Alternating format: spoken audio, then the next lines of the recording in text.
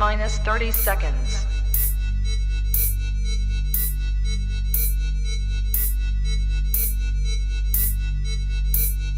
T minus 20 seconds.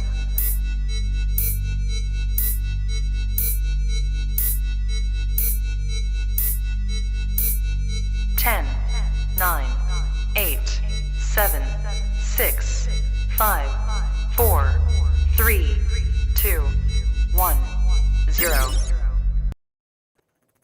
Yo, it's your man Rush Danger and the lovely Miss Masako and the beautiful Queenie online. We got my beautiful girl, Miss Ishtar. She's going to be trying to come in on the, she's going to be covering our Facebook live stream today. And we also got my man Big Note, should be calling into the show via our phone lines in just a minute. I want to welcome everybody to the show. How you feeling, Miss Masako? How you doing, beautiful? You see me today? I got my, I'm trying to sip like my ladies today. I'm trying to be, genuine and beautiful like you ladies are today. Yeah. Hello. I'm wonderful, and I decided I was gonna take one of y'all's numbers today. So here we go. I feel it. I'm feeling so good. I'm telling you, like. So am I. I'm feeling extravagant today. I'm feeling extravagant today. I don't know if that's the word. I'm gonna tell you, I had some real strong feelings about everything that's been going on. So yeah, I'm ready for this one. Strong feelings about what? Come on, talk to me. Queen, hi boo. Thank you for the call. Hi, how are you? I'm wonderful. I had to bring out my royal chalice with y'all, but mine is just water. Mine needs to be water, but it's been a hell of a week, honey. Let me tell you. I should have stiffened this one up myself because it's off the chain. Hey, Ishy, and everybody else on. We want to thank everybody that's tuning in on live. Hey, if you out there right now, I need y'all right now to light up our chat, say what's up, show some love. I need to see it. I see my girl Ishy out there. Let me go ahead and get this open up. I appreciate Ishy. Ishtar is so faithful to what we do. And this is actually her topic, and I hate that she can't be online at this time. But Ishtar is a major factor to the show. She's our calming piece. She's a voice of reason when I'm ready to go crazy. She says something beautiful to me. What's going on, Miss Teach? What's going on, Shamika? What's going on, babies? I see y'all, so I'm going to give some love out to my girl, Miss Ishtar. I love you, baby. You have been so dedicated to this show. Even though that you can't be on right now, I want you to know and feel the love. That's what's up. So let's go ahead and talk about it. Today we're talking about, we got some new features online today. I love the new features that we get. We can play with y'all right now. So let me first off give you the first one. This is the show. Yeah, real talk. Y'all see the phone number down at the bottom. So if y'all would like to call in and join the conversation, definitely feel free. Call in. Yeah, I've been working hard, baby. When I tell you I've been working so hard, my fingers have been grinding on. You feel me? Trying to get shit ready for us. I think we're ready to get ready to take off though. So let's go ahead and talk about this. Hip hop, the influences that we have that we are influenced by hip hop. So let's go ahead and start this conversation off. What influences would you say have you been influenced by? Let me start off with the Queen. Go ahead and start with it. I come from a different era of hip hop, and I'm back with Tupac and Run DMC and MC Light and Salt and Pepper era. I'm from there, and back then, let me say it in X Clan. Back then, to me, hip hop had substance. It had a meaning to it, and gave me insight on what was really happening around me in life. It was conscious. It was conscious rap, and we even had Common back then too. A lot of the rappers that we had back then, to me, had something to say. Now, I'm not knocking the new age rap because it is what it is. They they talking and speaking to what's going on with them now. I'm knocking that shit. That's some bullshit. I'm not gonna knock them because it's their art, it's their creation, It's program bullshit. program bullshit. These niggas Well, are I mean, and some of it is watered down. A lot of it is watered down right now because they can't be who they want to be. Um, and yeah, I mean, rap back then had an influence because, like I said, it made me more aware of what was going on. Now I'm not trying to hear about some of the stuff that they talking about. Is Most null of and the stuff void. they're talking about. okay. Seiko, what do you think about this? So she's talking about, the big names. Well, I'm East Coast. Y'all know, for those who don't know, I'm from New York. So I grew up in it. Like, so Boogie Down Productions, Professor Griff, um, Wu Tang, honey, because I'm Wu Tang forever. This is how I grew up. Like one of my friends, he literally calls me anytime he posts something on my page. He's like my Wu Tang queen. I mean, like this was so like to hear me now. I listen to Heart and Soul on Sirius XM, but I'm gonna kick it back to Rock the Bells in a minute. But again, the consciousness, yes, boo, yes. So the consciousness about whatever is going on around us. I mean, the consciousness, the bringing regulation, just revelation to the thought, just the way we walked, the way we dressed. Like it took me forever to stop saying son. Like everything was whatever the son. My mother is just like, what the hell? And I'm like, she was just like, she did all those years of the reprogramming and to, try to speak correctly and, and this and that and the other and the whole nine. But yeah, no. So I grew up in it. And when I say I grew up in it, I mean, when people talk about, well, what made you decide to be a community activist? What made you, so vocal about things that are going on around you and this and that and the other? Honey, it started with the music for me. It started in the crib, and basically, but it wasn't that my parents were listening to it. But again, I'm from New York. You can't go outside. Like it was everywhere. It just permeated every aspect of life. And for those who didn't want to be rappers, that meant that they were trying to do other things. But again, comes in around to it all filtered from the hip hop of our time. Like, it, yeah, I'm sorry. And of course, with DMX just passing. So, this is one of those. So, in a way, I was very happy that we weren't on the air last week because I was very emotional. I don't do celebrities. I don't. But the passing of DMX for me was kind of like the passing of it's a part of my growing up, a part of who I am. Because y'all see a text. It ain't nothing for every day for me to be like, I got X in my ears. It's a DMX kind of day. Let me get my DMX, my coffee. Let's get it going. And so sometimes it's just motivation. It's just, but overall, it comes back down to the message, the vibe, the wake the hell up. This is what's going on around you. Okay, let me ask you this question. First of all, read some of the comments right quick from because I want to keep up with the comments. But Okay, then I want to go.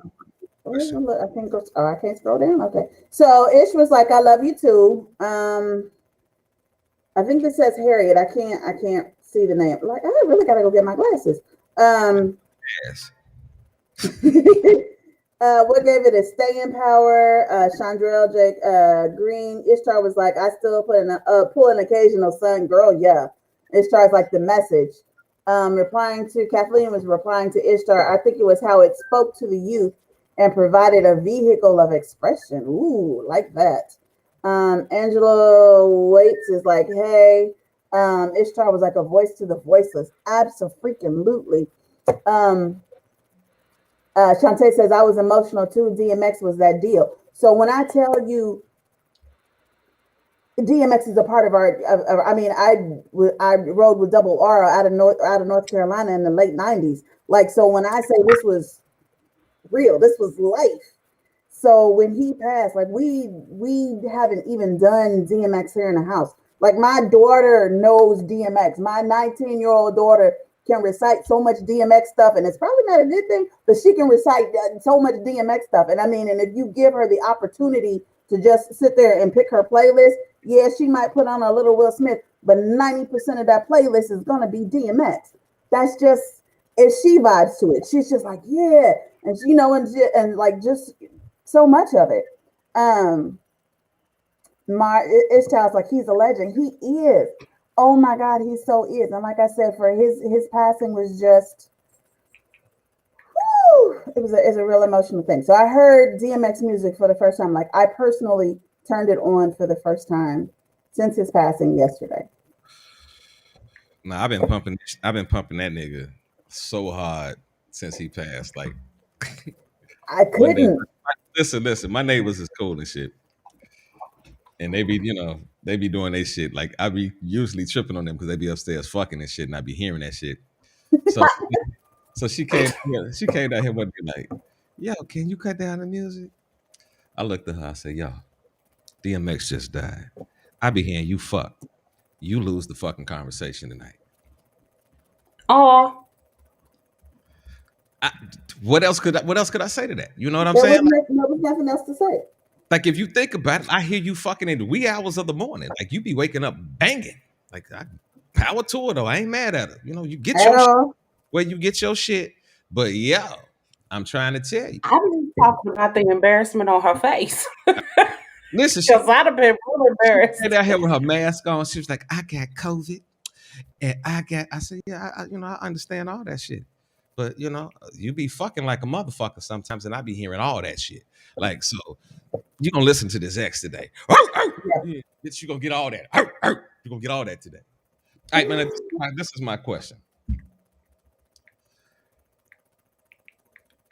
Everybody on the show is at least in their 40s, right? Yeah. Okay. So Today. there have been transitions in music from when we first started listening to music. Would you agree? Yes. From the Earth, Wind, and Fire, the Otis Redding. We went from that stage, then we went to like Bobby Brown, New Edition, but then we had to throw in the NWA, the HWAs, the fucking, the Cube. Like we had the conversation and the lingo changed up a little bit. Now, It did. when we were coming up, now this is where I'm sort of torn on how I feel about today's music. Because you remember when we were kids, when NWA first hit, what was the biggest thing that you remember about NWA when they very first hit? I'm talking about before you even really heard them. What was the very, very, very first thing that you remember hearing about NWA? Anybody? Niggas with attitudes. It wasn't even that.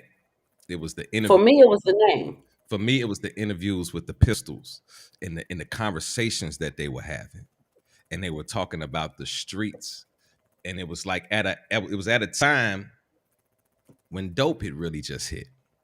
Yeah.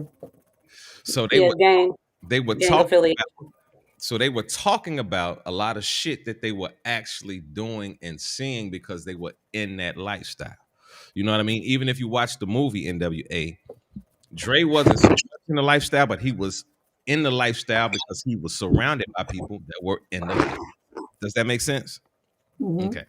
So then, see, that hadn't filtered into the Midwest just as much as it was like on the East and the West Coast. I'm talking about music as a whole, though. This is going across. Yeah, what I'm just saying, it hadn't filtered. It was when you hear in the Midwest, if you want to call it that, listening to NWA, some of the things that they were talking about, we had yet to see it.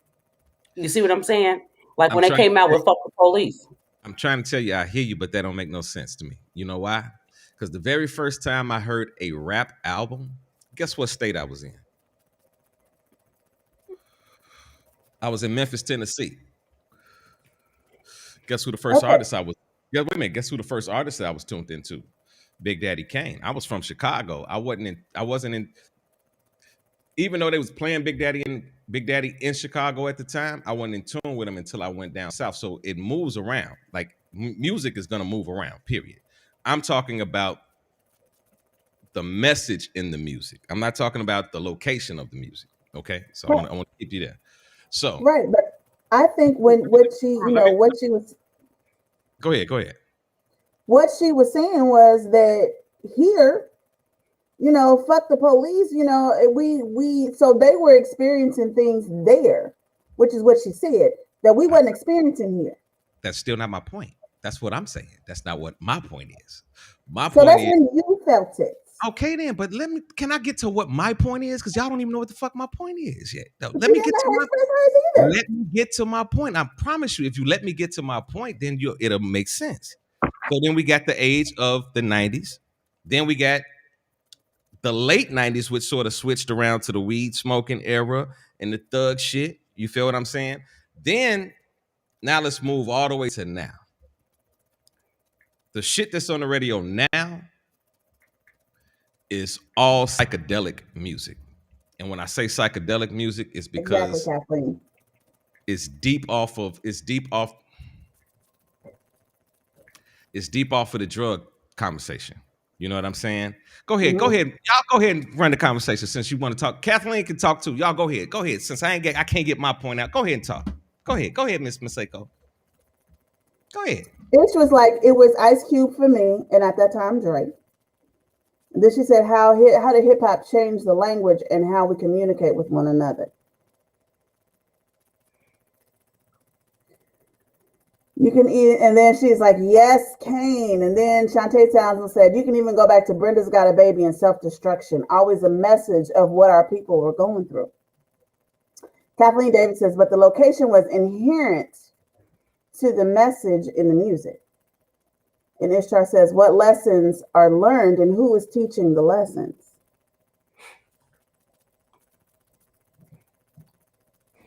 Well, to address Ishtar's question is about what lessons are being learned and who is teaching the lesson. See, right now, the rappers are teaching, and the young people are influenced by what they're seeing and hearing from them. When we were growing up, our parents still had a say in how we conducted ourselves. They weren't our friends, they were our parents.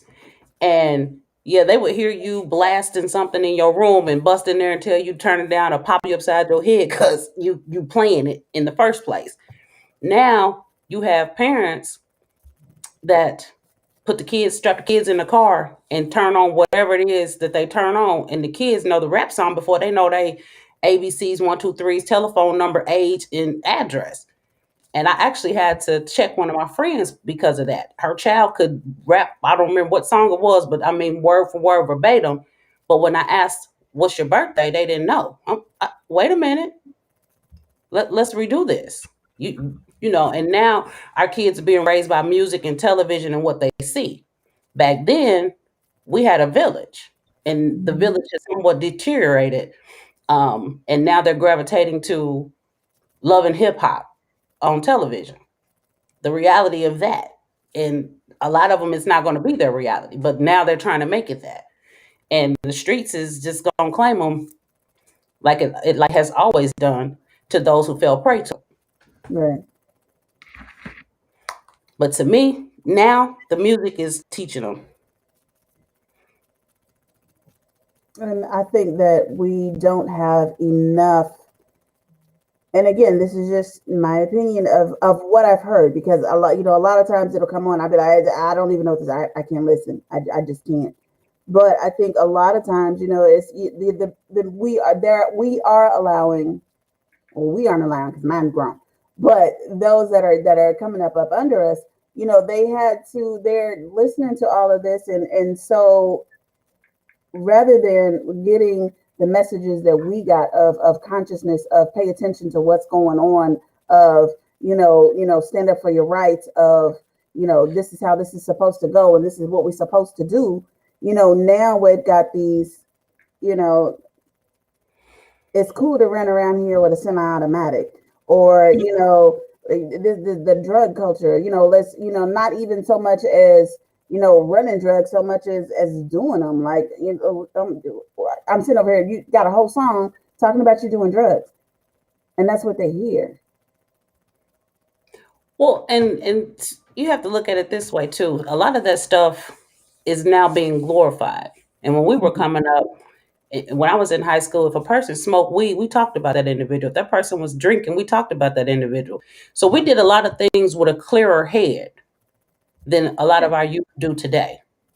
And now that what is it, lean? I've seen some people on that shit. I'm like, wait a minute, you about to fall over on your face. You about to bust your head on this. And you hear all the songs, it's talking about lean. And I'm like, what the hell is lean? You know, and then you hear them, they popping pills. I mean, they doing all kinds. These young people today, we had all this stuff, but we just didn't indulge. They're indulging. Right. And it's kind of scary because it's like when you hear a young conscious rapper, and the one I like now, and I don't know how conscious he is to some people. What is it, the baby? Some of the stuff that he's doing. You got Kendrick Lamar. You got so many people out there that are conscious, but the young people don't gravitate to that. They Mm-hmm. want, because they keep talking about little Boosie, bless his heart, he keep getting locked up like he is. I'm like, come on now. This is not what we want our kids to do. We don't want them in jail every 5 seconds. So, as a parent in this day and age, we have to pull them back, and let them understand, yes, that might be that individual's life, but don't let it become yours. You don't want them to emulate that or imitate that. But Right. in a lot of cases, that's what we're looking at right now. Because they running around. I got an AK-47. I got a 9. I got this, and we was knuck if you buck. That means put these up. You know, we were pulling pistols out. You pull out a pistol, you're a punk. Now, if you don't have a pistol, you're a punk. Mm-hmm. So it's like a reverse thing that's going on from the time we was listening to now. Cause I'm gonna Right. tell you, now, I can't stand Lil Wayne. He a little genius and other things, but I can't stand none of his music. I promise. Sorry, Lil Wayne. So Sorry. Kathleen says, "Yeah, I had to sneak and listen. I got introduced to underground hip hop in Catholic school." Ishtar goes, "Do you because believe because no? Do you because technology? Do you believe that because technology wasn't as advanced as it is now when we were growing up, had a part to play in the reach of the message? Ooh, how?" The glamorizing of violence, fast money, and over sexualization of our women does not jive with reality. It serves to be an escape, and a distraction. Um, it's all good ish. I got you. Do you believe that the technology wasn't as advanced? I think if I do believe because the technology was what it was then, that the message to me, the message wasn't as far reaching or as widely received, because it didn't it was it was on disc, and and we some of us had to sneak and buy it, and some of us had to just sneak, and our friends would they slide us a copy or something, something, but it wasn't as available. It wasn't We weren't bombarded with it. They weren't taking snippets of Professor Griff to make a commercial. You know what I mean? Like, I've seen some commercials and had to like listen to the background music and be like, "Oh, for real? That's what you using for background music?" Okay. Um, but yeah, she talks about, so do I say it growing up it had a part to play? I'm gonna say it did. It did. Just like when Kim was saying, as far as, the music that we heard, it wasn't necessarily something that was going on in our time. It's not that it wasn't going on, it just wasn't as widely publicized. Like, we didn't know about it. So fuck the police. We didn't have the knowledge then because we didn't have the access then.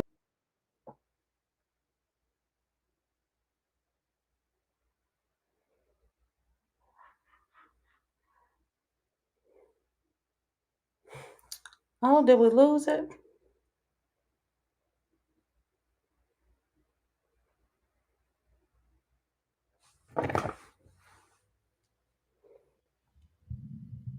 What happened?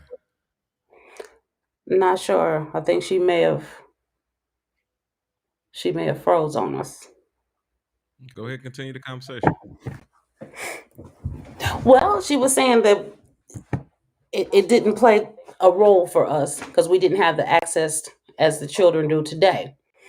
And I'm going to continue with that because when we first really started hearing about NWA is when Maxine Waters was having a fit about NWA and Tupac. And Tupac with Wonder Why You Call Her Bitch. And then you had NWA who fucked the police and all of what they were playing and singing at that time. But again, that was on the West Coast. And on our end, we kind of heard more of the East Coast rappers over the West Coast. And we had some Southern rappers come through because then we had No Limit come through. But the exposure that we have now because of all of the internet, all of the apps, everything, the streaming, the media avenues that we have now, you can reach far more people. I mean, in the backwoods or wherever than we could back then. And now I'm going to say that we all were exposed to it because as children, we did.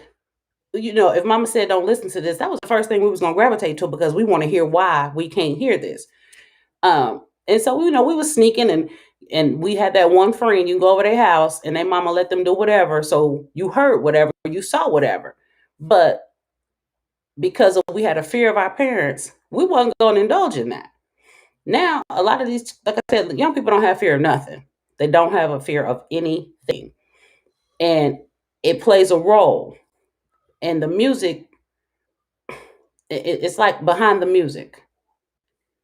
You have to look at the people who is putting this music out here. They're real stories. Because you have these characters who come out and say that who was it? Is it Rick Ross? How he was this gangster, but yet he was a police officer or a security guard or something. And I'm like, well, wait a minute. How are you going from you a gangster, but yet you on the police force? This was confusing to me. So again, I'm not a Rick Ross fan. And he's coming in concert, next week, I think it is. But it's not, you have to look at all this stuff. And some of our legends, bringing in DMX, he spoke what he was going through. You look at all of them and we wonder when our kids sit down and they say they're doing raps, because I like to read them, if I get a chance. But is this really what they're going through? Or is it something that they're making up in their mind? Is this a fantasy world that they're living in? And a lot of them tend to do that. They live these fantasies, put it on wax paper, whatever, how the hell you want to do it, stream it, and then they might blow up behind it. Because like that little girl with that damn bubble gum and whatever she said, my lip gloss and all this other crap. I'm like, okay, I get it. But, it's something that as a parent, you have to watch the exposure that you put our kids through. And these people are just living some fantasies in these rap songs. And some of it is reality to them. At the end of the day, most of these motherfuckers are programmed by the dollar. That's it. That's it. That's all. Well, Artists yeah, that we saw that. have any fucking real say so in their own music, and they are real artists and musicians, or even if they rapping and if they talking about where they from, they are not picked up by major artists or labels, shall I say. Labels have got used to taking the power away from artists.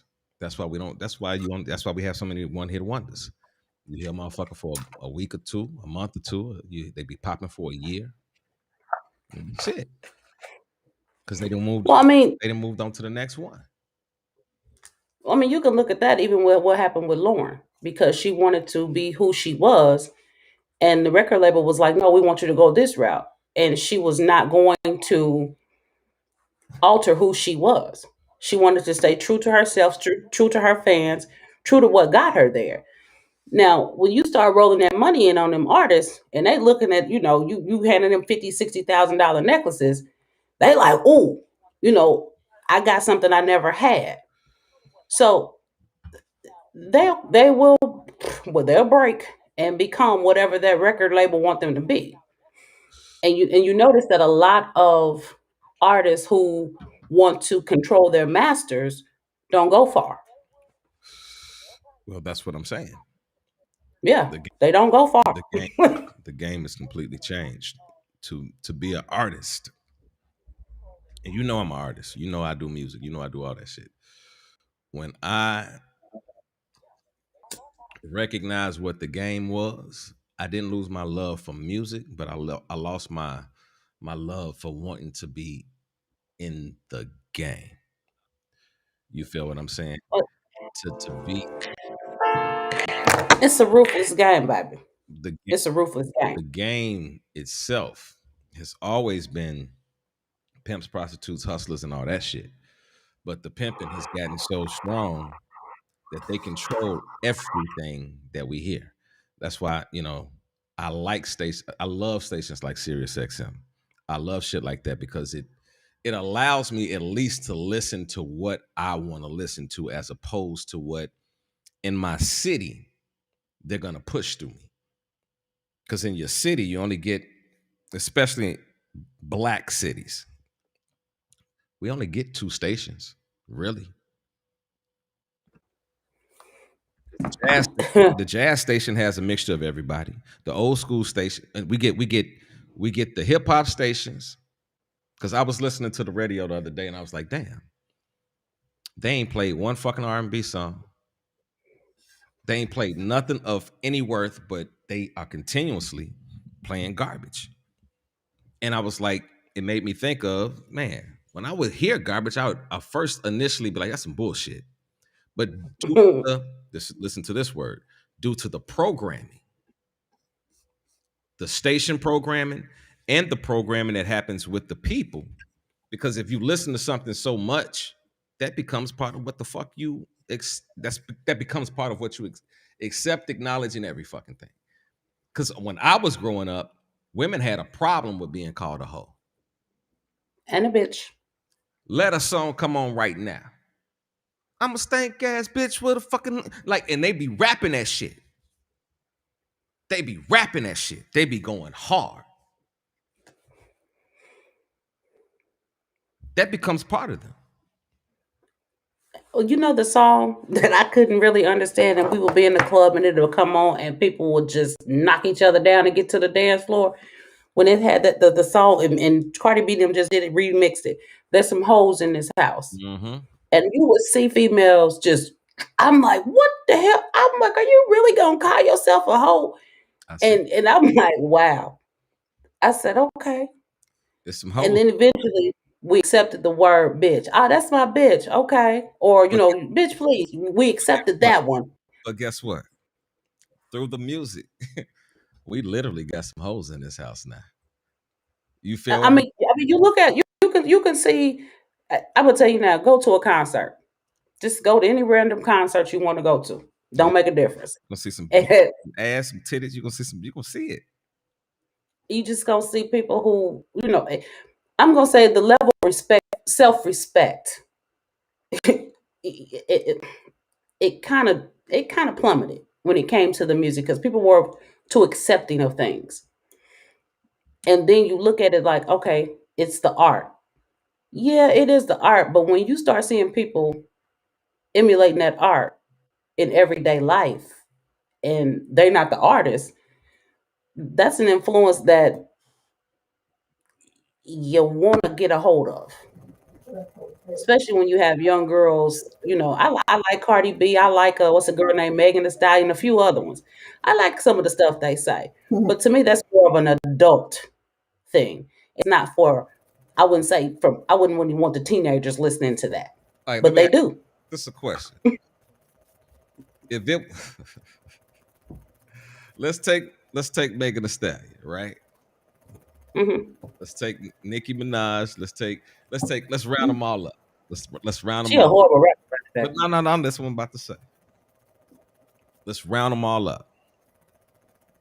What if it was an ugly bitch saying the same shit? Would it go anywhere? Like if think about what I'm saying. I'm gonna say this: If it was if you took Tanya her from the image, block, if it was Tanya from the block that looked like an average chick from the block, she had a couple kids, and she looked like an average chick, but she spit the same fucking rhymes. What motherfuckers buy? that will have more of a problem. But I would say this: if you if you altered, I ain't gonna say altered, but if you put her music out there without putting a face to it, yeah, they listen to it. Just the words. That's not what I said. It's an ugly I motherfucker. know what you're saying. So if it was But an ugly motherfucker out here rapping about the shit that we be listening to on the radio, and they showed this motherfucker's face, would that shit be popping? I'm waiting. No. well, no, I'm not gonna say that because you got to think about it. You got some ugly ass rappers out there now, No, but but I'm talking about females the because difference is the the females, difference is you got some ugly ass male rappers that's getting hella money, but for the females, it's where sex sells. So she got to go get some plastic surgery and look like something. okay, So it's a difference. okay, yeah. Well, even okay. Let me tell you this. Even with the male side of it, there has been change with how they drop their music. Back in the day when we was talking about Biggie, like the days of us seeing a Biggie Smalls come out, pop, and hit hard, we lived through that shit. We'll never see that shit again. We No. will never see a nigga that looks like a Shit, nigga look that at Rick Ross. Rick Ross. Look what Rick He Ross. look like a big ass bear. Listen what no Rick Ross has changed this whole fucking thing around. Rick Ross Yeah. Rick Ross is skinny than a motherfucker right now.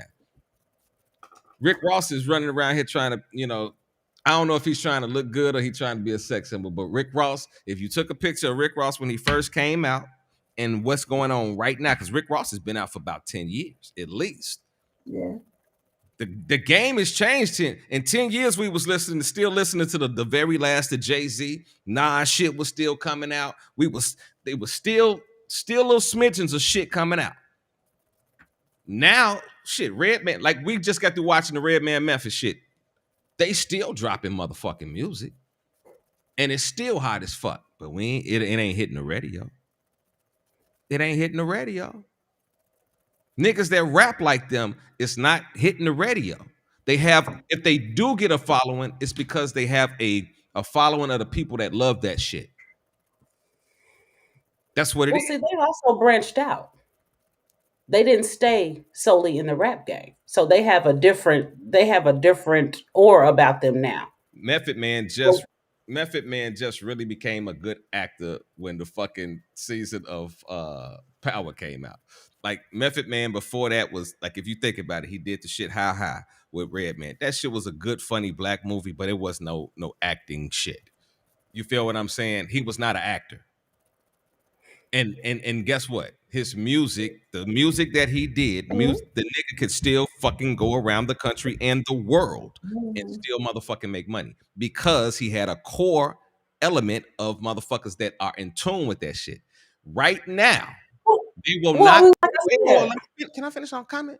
Right now, if a nigga came out with the same skills of a red man, a label would not sign him or push him for the simple fact they cannot control a process like that.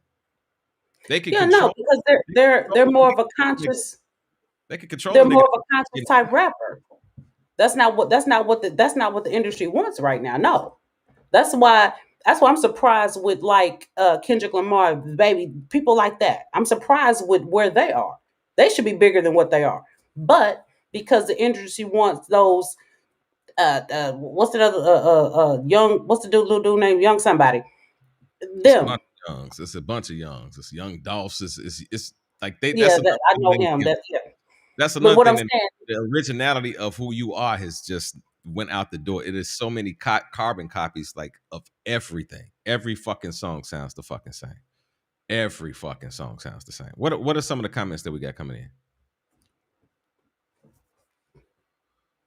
Can't hear you. You muted.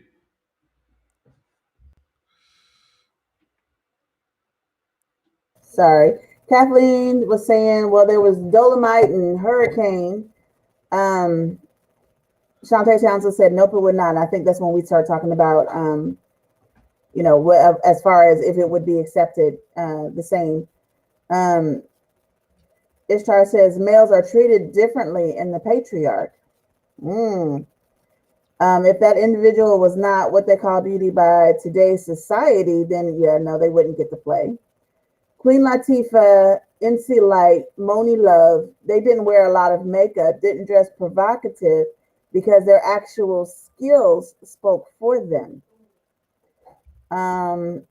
Ishtar is like, control and programming, always. Ishtar is just like, love KL, and then she was like, clones. Ooh, now that's a good one. Miss Seiko, I'm gonna hit you with one that didn't get enough airplay, and she came out of New York. Bahamadia. See, what you know about that? Girl, that's my girl. What? Woo, she's a beast. Yes, she was, but like you said, she didn't get the notoriety or the airplay because she didn't play by the rules. Yeah, no. Mm-mm. Okay, I'm gonna ask you a question though. Hey, I'm not trying to be an asshole, but did Bahamadia look like Nicki Minaj making a stallion? All No. right, that's what I'm trying to tell you. The game is But she looks like the everyday woman though. but the average everyday woman, we don't see her fucking. Name one average everyday woman that got a hit song out right now. I'll wait. Leva James. No, I'm talking about rapping. Oh. I'll wait. Because we talking about you hip got hop. a bunch of Barbie dolls right now. Right. But listen, name one. Now, I'm not saying that they not out here rapping and they not making music, but name one that didn't hit that mainstream and they known all over the fucking country. If I mention their name right now on this show, whether a nigga was in the Netherlands or if they was in New York, they would know who the fuck I'm talking about. Okay. Well, I can't say one today because I don't really know one, but back in the day it was Eve. Yeah, but I ain't talking about back in the day. Eve was a beautiful motherfucker though. Eve wasn't no ugly motherfucker. No, I didn't say she was ugly, but she still was an average everyday girl. She didn't do all that extra stuff. Eve wasn't no average everyday chick. Eve had the paws on the titties, the short hair. Eve was not an average everyday chick. Eve had a certain sexuality to her. I'm trying to tell you, I'm a man. I'm telling you, Eve had a certain sexuality to her. So when niggas looked at her, she was like, okay, yeah. The last motherfucking female that I could think of that was of average looking stature, but she then changed, was Missy Elliott. When Missy first came out, Missy was a thick chick, you know what I mean? But over time, Missy got sexy than a motherfucker. I mean, well, hell, you look at the Brat. She did the same thing. Look at the time changes, though. Look how far you going back. I mean, I'm just saying. But no, listen what I'm saying. Listen, I mean, it helps. You want to do like that? Cardi B did it too. I understand what you're saying, but Cardi B didn't blow until she fucking changed her shit up. Cardi B started off on Love and Hip Hop. Her teeth was fucked up and everything. She looked good, but she was the only one that had enough sense to say, I can't do this fucking show and blow. Because if she would have stayed on that show, she would have remained a fucking TV chick. Well, she used the show as her catalyst. She knew what she was doing. Yeah. Yeah, but she sure enough got sexy to get her ass popping. She didn't remain just the buck tooth chick that raps, and she ain't rapping about shit that she rapped about when before she came on. Even if you look at Nicki Minaj, go listen to Nicki's shit before she popped. Nicki wasn't talking none of that shit she was talking when she got on. No, because she was biting off Lil' Kim. The first thing, she was raw though. The first thing I ever heard her do was she did a remake of fucking Biggie Smalls. And I was like, that shit dope for a female. I was like, okay. Then I got into some more shit of her. I was like, okay, she rugged than a motherfucker. When she blew, because I knew who she was before she blew. When she blew, it was a different Nicki. The industry got involved. They got her sexy. They made her right. I'm trying to tell you. They made her right. So They made her right for a physical appearance for niggas to look at her. Like, and for what they wanted to push. I'm telling you, they made her right. Russ, you got to make me cuss you out. You can cuss me out all you want, but the fact is still the fact that the industry made her right. They did certain they made things. her to a man's visual standards of right, Queen, is what I'm hearing. Okay, Yeah. but Okay. listen, even with my male visual standards of right is what you're hearing. I'm asking you once again, name an average looking chick that's out right now that's popping. You can't name That's one. out right now. I don't know who's out right now. But I'm saying I dare anybody that's on the fucking live stream to name somebody that's a fucking average looking person, beautiful, but average. Okay, well, I got this question. Because you're the only man on the thing, and I wish No was here to help you. What's wrong with an average woman spitting bars? I didn't say nothing was wrong with it. I'm talking about the way that the fucking program is set up. You know I don't agree with the shit. Come on, you can't sit up here and say this is Russ's thought process about how the game. Look, can I finish my comment? You can't say that this is Russ's thought process about how the game should go. This is Russ's thought process about how the game is. That's two different fucking things. I can have a whole fucking process about how I can go to work and look at. It's a lot of people out here right now that got a job and they go to their job and they be like, man, we could do this like this. And it actually makes sense. But guess what? The people that have made the structure for the job say that this is how we're going to do it. And they have to do it that way. That's how the industry is. I'm not saying that there is no beautiful women out here rapping. There are a lot of talented, beautiful, I know talented people that I'd be like, yo, you should be on. But if they went to a fucking record label, just being themselves, the record label would look at them and they would assess what they could do with them, how they could hook them up, think about it. Even if what they rapping is cold, well, this is what we think that you should talk about. This is what we think that you should be doing right now. A lot of art. That's why I was talking about the Method Mans and shit like that. Even though they still making music, it's not on the radio because that's not what the man. I'm gonna use the word the man. That's not what the man wants us to hear. The man wants us to hear this is watered down shit so that our kids running around here watered the fuck down. They don't want our kids to have a thought process of their own. They want them to walk around here thinking, whore, slut, bitch, go out here, sell drugs. Whore, slut, bitch, go out here, sell drugs. And hear that in repetitiveness, that is where that's where they become effective. They become effective in the role that they're listening to and what they're soaking in. Knowledge is key. And if you, that's the program. That's being programmed. And as adults, parents, guardians, whatever you want to call us, that's where we need to call the record industry on their shit because we don't want our children exposed to that. Yes, it's out there. True enough, we know it. But if we allow you to pump this into our kids on a daily basis, eventually they're going to imitate what they're hearing. They're going to covet what they see. So if we allow you to tell our women and our men that they're not good enough as they are, and you have to now go in and create this person from whatever Botox shots and collagen and all this other stuff to become number one in their eyes, then maybe we need to be on our own in our own music because we got a hell of talent out here. Because you know what's crazy? I can tell you like this: the money that the industry's getting, that's coming from my pockets. So it's time to take our money and put it where we need it. You know what I find to be funny? Because the game has changed because everything is digital now. We get all our music digitally. You can download a whole album on your phone just like that. back in the day, you remember when people used to boycott music stores and shit and go out there and burn albums and do shit like that?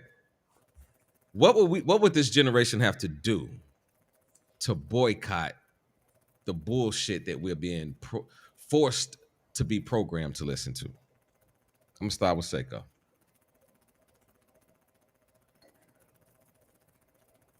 I mean, I don't really have an answer for that. And the reason I don't have an answer for that is because I don't listen. I couldn't tell you not one artist. I mean, maybe an artist that we've had in passing in conversation or whatever. But I couldn't tell you if you played a song right now. I couldn't tell you who the artist was. I couldn't tell you nothing about the artist. When y'all were talking about Lil Boosie and the baby and all of that, I don't know none of them. None of them. And I'm gonna be real with you. That's not because I come from an era of real hip hop. I come from an era of real rap. I come from an era of hell, real music. So what feels like real rap, real hip hop, real music to me is different than someone else, that is significantly younger. So all this stuff that they put out now, like I've heard a track or two by Kendrick Lamar. I've heard a few things by J. Cole, not because I wanted to, but because I was in the car and one of my girlfriends basically made me. I couldn't tell you because for me, it's not where it's at. So as far as boycotting it, I changed the channel. I don't listen. I don't watch the videos. I don't buy the music. I don't download the music. I have no, yeah, I don't. When I want to get hype, I listen to the people from my time. So, like, even in preparing for this show, I listened to DMX. I listened to Eminem. I listened to Busta Rhymes and Flip Mode. I listened to, that's what I listened to when I was trying to get my mind right for this show. After just having watched the funeral for this man, where they literally put out the message of, excuse me, they put out the message and the challenge to, the current people who are on the hip hop scene to put out more conscious music, to make music that actually means something, and music that has a message, and music to make a difference. That was the challenge coming from DMX's funeral. So yeah, this stuff that's out now, I couldn't tell you nothing about it. I don't listen to it. It's not my thing. When you say, "Oh, are you a hip hop?" I will tell you, I'm a hip hop head. I'm about to. Oh, Like I said, I'm gonna fuck y'all up in a minute. Go ahead. like Go I ahead. said, hip hop for life. But this, Wu-Tang for life. This, put one of these up against an Eric B or a Rakim, I'm about to. Professor Griff. I'm about Like, to fuck with you in a minute. what? I'm about to fuck with you so hard in a minute, G. I promise you. I promise y'all I'm about to fuck with y'all. I Like I said, as far as the females go, for me,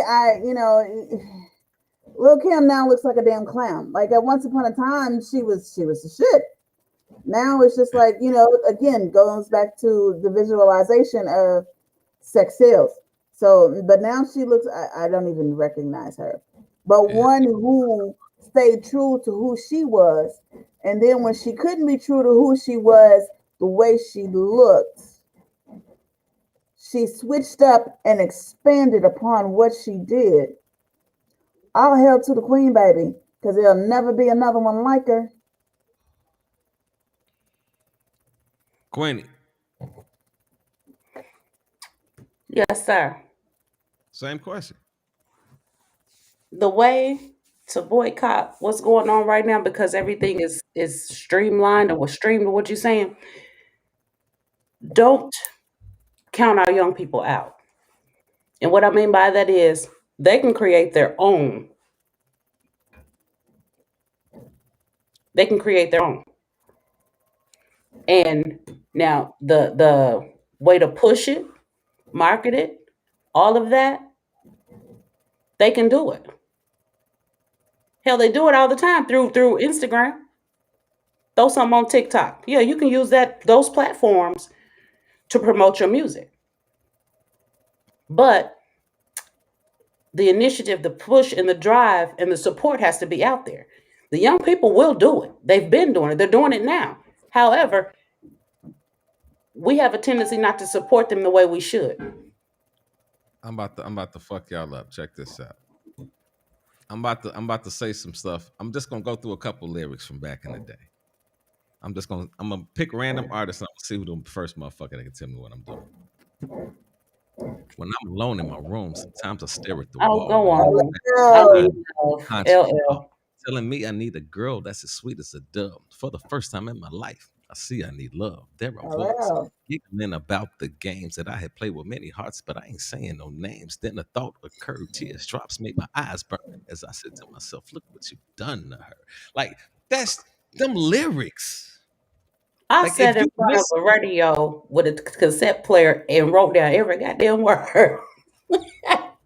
I did too, G. When I was a shorty, look, LL was the first nigga that made me come at a female, like made me correlate rap with a relationship. When I heard I need love, I sat there and had a tape deck and wrote every word out on that motherfucker and turned that shit into shorty. Like, look, this is what the fuck I'm thinking right the fuck now. Cause that was the only thing that I could think of. That was the y'all. If y'all trying to call in, try to hit the because I called in. It got me through. I don't know what y'all going through. If y'all the number is 425 436 6390. Again, it's 425 436 6390. And the access code is 815-9024. 815-9024. It's at the bottom. Listen to when you call in, listen to the prompt because it's gonna try to prompt you and it's gonna ask you for certain stuff. So don't try to type like call in and then just hit the, and just try to come straight through. You gotta actually dial the number, wait for the information to, run through, then come in through with the access code and all that good stuff. You can then you can get into the if you pressing stuff a little ahead of time, it will not get you through. Yeah, but those lyrics were like lyrics. Mm-hmm. Like it Yeah, wasn't maybe. it wasn't. I'm sipping on some scissor. I'm like, what is the fucking concept in that? Getting high. And then the shit that you're talking about, like I'm not knocking. Listen, if you making your money doing this shit, get your money. I can't knock how you get your money, and I can't knock it if a nigga gonna throw a bag at you to get some money. But I am saying to the people that are out here that complain about hip hop and complain about music, well, go find the people and support the people that actually do it because they out here. You just gotta go actually listen to it. Like even with World Star Hip Hop. I'll scroll through World Star and they got a lot of motherfuckers that they promote because they, that's how they making their money because niggas is pushing their shit to get on there. But even when I listen to it, I gotta listen. I didn't even know Phife Dawg had just died. And this nigga got a track out, man. This nigga about to get, man, oh my God. I listened to the track the other day. I was like, oh my fucking God. Now that's some good shit. Phife Dawg from Cute, like Phife Dawg. Think about what I'm talking about. That nigga, amazing fucking album. Amazing fucking album. But is it gonna get the push outside of the people that know about Phife Dawg? No. No. It's sad to say no. But I put out a challenge of, again, because I come from an era of for real music and coming from New York, like we were at the heart of it all. Like I grew up like literally opening the window, you're hearing it because you hear these cats out on the corner and you hear that it was again, it was not just focused, just it was everywhere. So again, coming from New York, so I will say this: coming from New York, riding with Rough Riders. So it wasn't no, you couldn't come with no soft shit, but it had a message. So I say, give me artists that are out here doing something. Give me artists that are out here who, they doing, they for real. They got the message. They're not doing that whole mumble rap, whatever that was supposed to be. They're not talking about sipping on some lean. Do you know I had to have my 19-year-old explain to me what the hell that was? And I'm just like, oh, why the hell you're drinking cough syrup? That's stupid. But I mean, just give me artists that are on some real stuff. You just mentioned. I know the people, I know the connections. We can get their music played. You just mentioned artists that are talking about something. You just mentioned the what Rough. I hear. You just mentioned Rough Riders. Like, this is the difference between now and back then. The Rough Riders still ride today. Like, they got chapters every fucking way. I have personal friends that are Rough Riders. I have even been asked. I'm a Rough Rider. You feel what I'm saying? Out of North Carolina back in the late 90s. I'm a Rough Rider. That's what I'm saying. Yeah, so that was like a real movement. Like, it wasn't just X. Like, people got to understand this. Mm-hmm. With X, it was a movement. I watched the documentary last week, right? And this what flipped me out about this documentary. When X, and if you think I'm lying, just go check it out on you can check it out on YouTube. BET did a documentary about the Rough Riders, and this is before he died.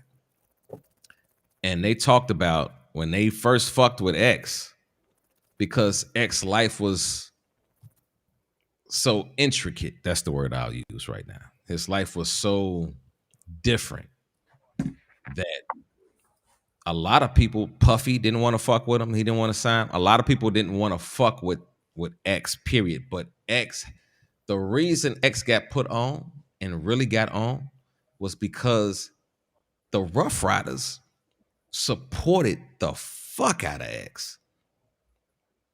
It was a real fucking thing with him. And that movement pushed him. These artists that we listen to right now, name one of them that got a movement. That's a real movement outside of some shit that they holler on, on an album. And that, we'd be hollering like, yeah, CPG or whatever the fucking acronyms that they use right now. Name one of them that got a real fucking click. Name one that got not just them as an artist, but they got a fucking slew of artists.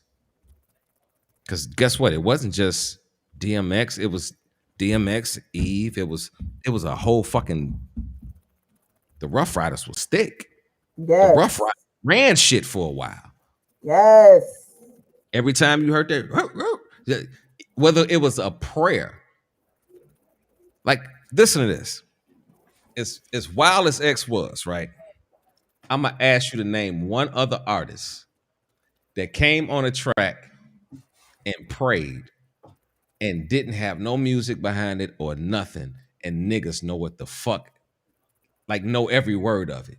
If they are, you know what I'm saying? Like, nobody. Well, he prayed on everything. But I'm saying, name an artist right now that could do that and people would listen to him. That'd be a track that a nigga just boop, boop. Name an artist right now who would have the balls to do that. It wasn't even the balls. That's just who he was. I know. That's what I'm saying. But being that that's who he was. Being that that's who he was. Go ahead. Yeah, but think about that. That wasn't ballish. That was the person. Right. It wasn't a personality. Who got that heart? X was determined not to allow people to change who he was. Yes, he had some trial struggles and everything else that he was dealing with and fighting and battling. But he stayed true to who he was. And the industry couldn't contain that. Mm-mm. They couldn't contain it, nor could they control it. But because of his support system, just like I was saying before, we have other artists just probably as tenacious as X, but they don't have the support that X had. If we get behind them, it doesn't have to be Rough Rider, so to speak, but just a support system that can push them to where they need to be. We Because have, yeah. X had something to say. Now, The days of the clicks are over.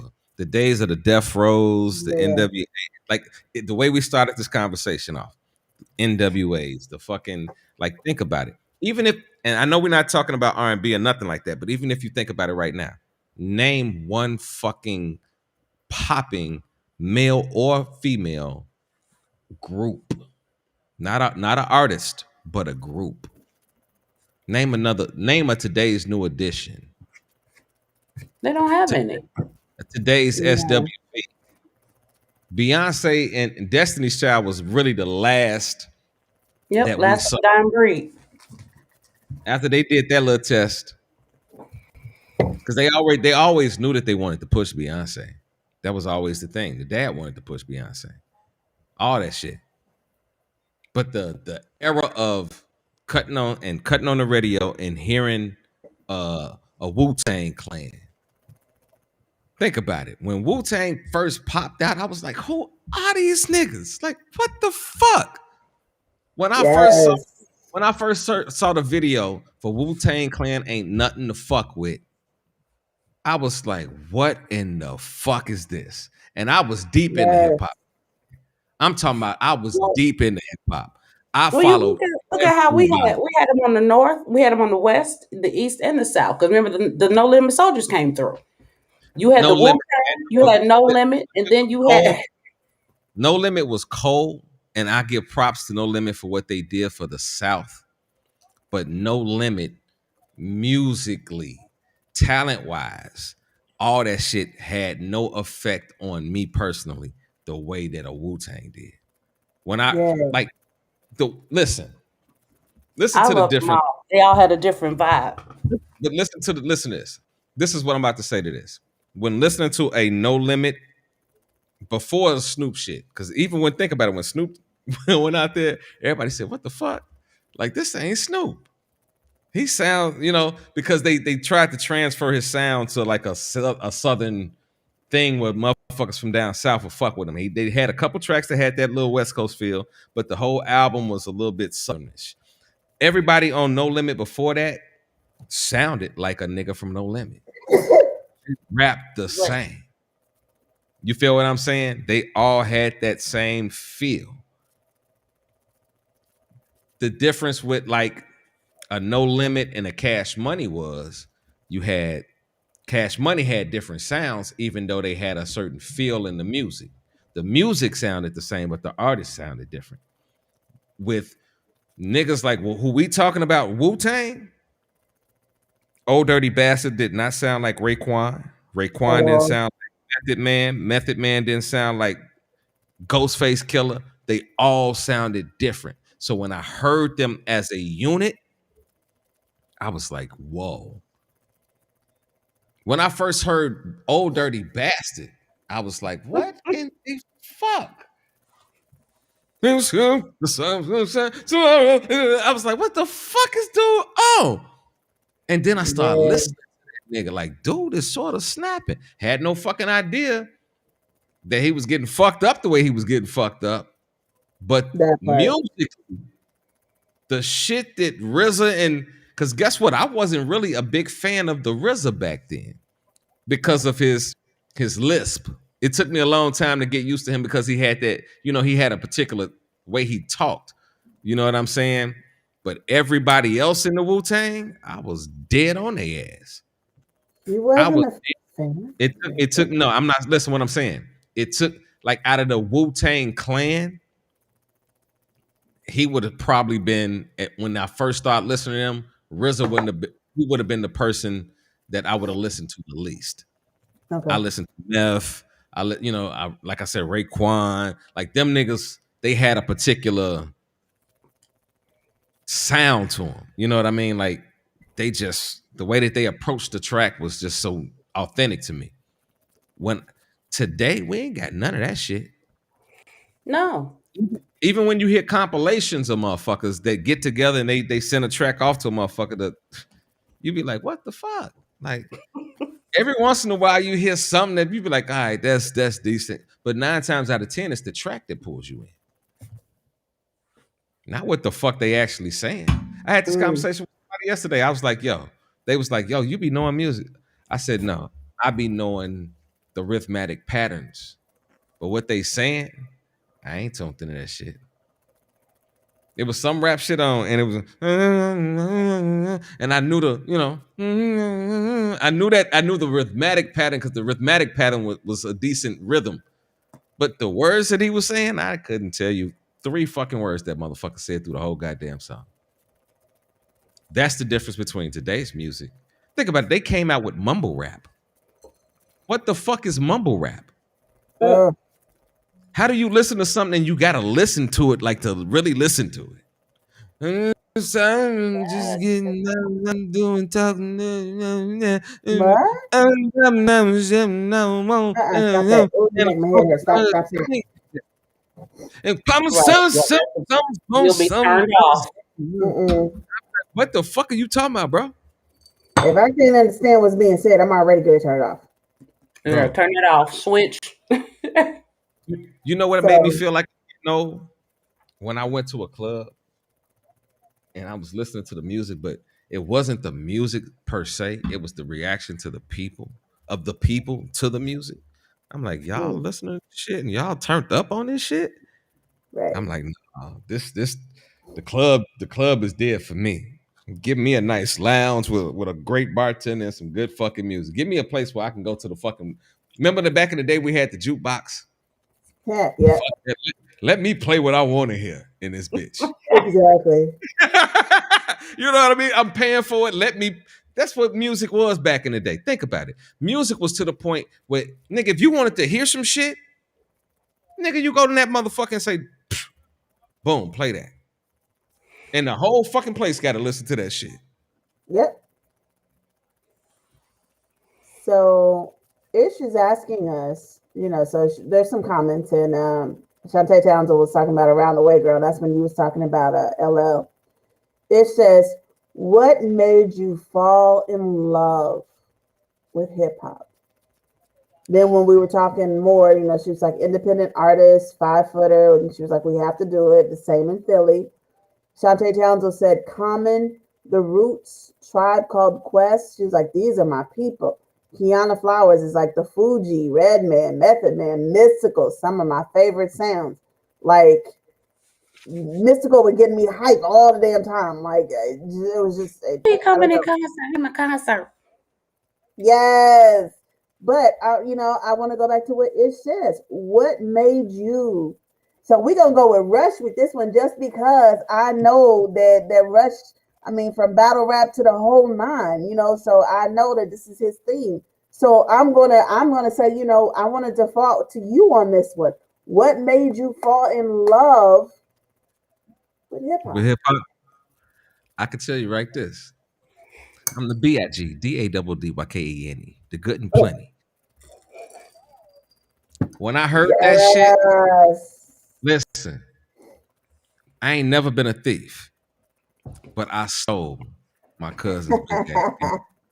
Because when I heard that shit, you got to remember this. Back in the days, we had Walkmans.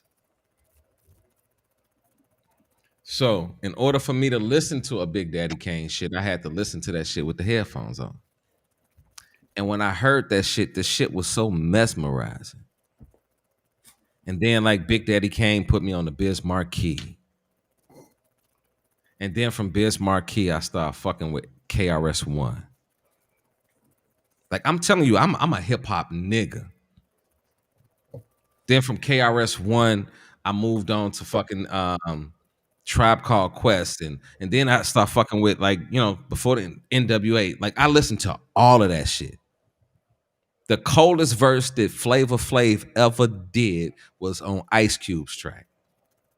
I'm telling you, if you think I'm playing, go look it up. Go just type up in your fucking YouTube Ice Cube and Flavor Flav, and you're gonna listen to that shit and be like, that's Flavor Flav? Like, it's the coldest shit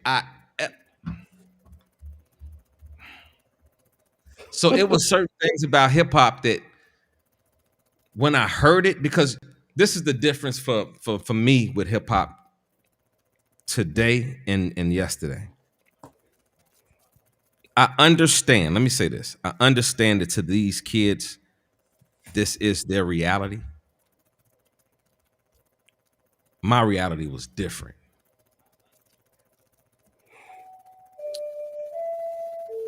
I heard. Hold on for a second, y'all. Hold on. I'll be right back. When I heard certain lyrics, I could identify with every fucking thing that they were saying, because it was like I lived in that type of environment. You feel what I'm saying? So it resonated with me. It just wasn't some shit I was just hearing. It wasn't some shit that a motherfucker was pushing to me. It was a side of life that was actually beginning to happen, because I understand gangs have always existed. I understand that they existed before my era, but the dope game changed when I was a young dude. So when I was a young dude, I was seeing a lot of shit. Like, you got to understand this. I came out in that era where there was nobody walking the street doing crack, right? Nobody. And then I started to see a couple crackheads. Then I started to see a dope spot. So when I started to hear shit from NWA, even though it was vulgar, it was real. It was some shit that was like, yeah, I get that. Matter of fact, when I first heard Slick Rick do Fairy Tales, Fairy Tales was written in a pattern of telling a story, right?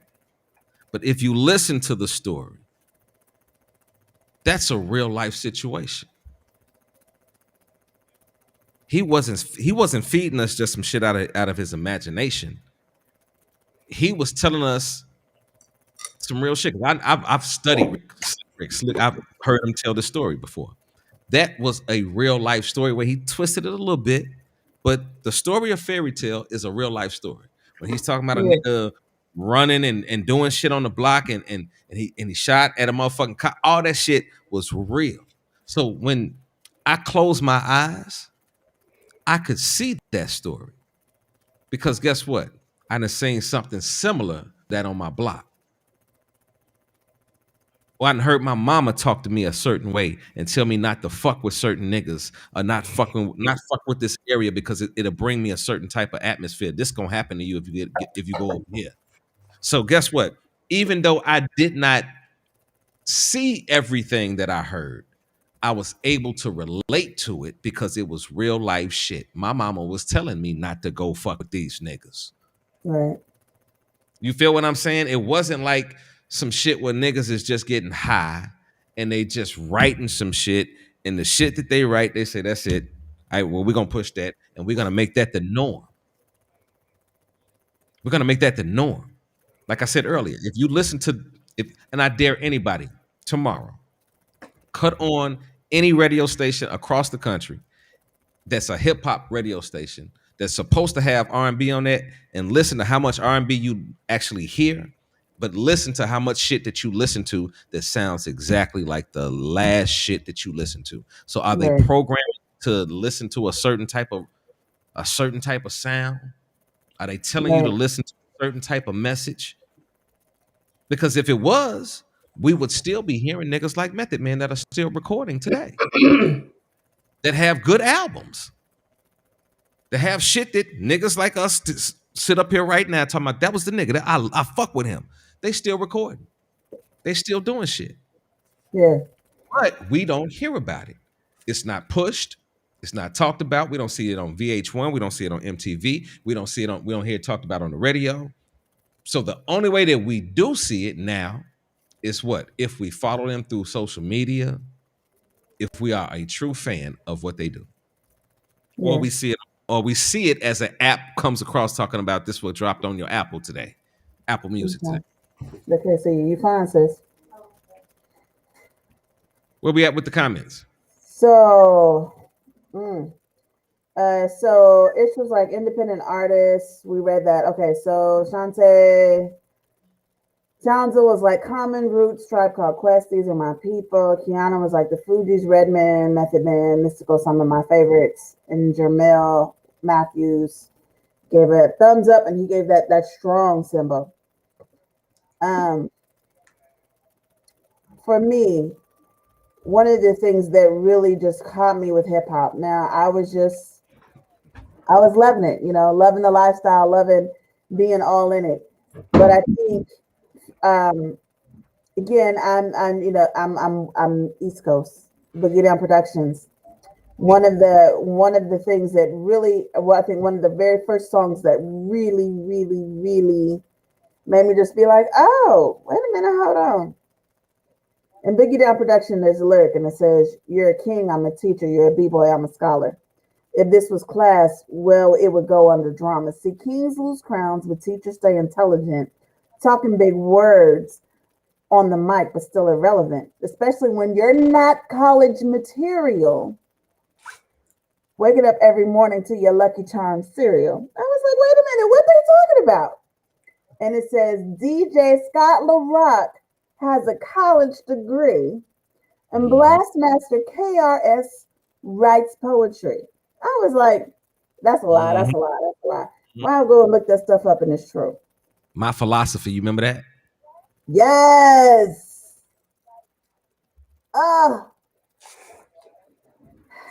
See, y'all taking me back. I'm trying to tell you, I know this. And let me rein it back in, because I also hear home coming out of my voice. Wait a minute, whoa, the symphony. I don't remember the symphony. The symphony that had all of the artists. Yeah. Okay.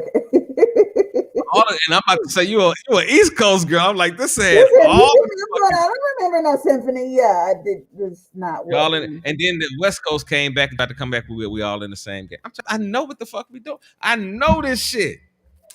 That's when niggas would listen. We all in the same gang. That was an album that was done, and record labels had nothing to do with it. Yes. That's before the record label knew what the fuck to do and say, listen, you can't rap on this shit. You can't, because guess what? We all in the same gang made so much money. I wonder who fuck made that shit. The symphony made so much fucking money. If you think about the symphony had DJ Premier. That's all I'm gonna say. DJ fucking Premier. All right, we got a caller. Hold on, I'm about to bring you in right quick. Let me get Kiana in on the line. Miss Kiana, can you hear us? Peace, King. Peace, everyone. How you doing, baby? Hello, my love. Hey, lady. Hey. Peace, how you doing? We doing good. So tell me, what do you feel about what we're talking about today? I like, for me, I do feel like it's all about the now.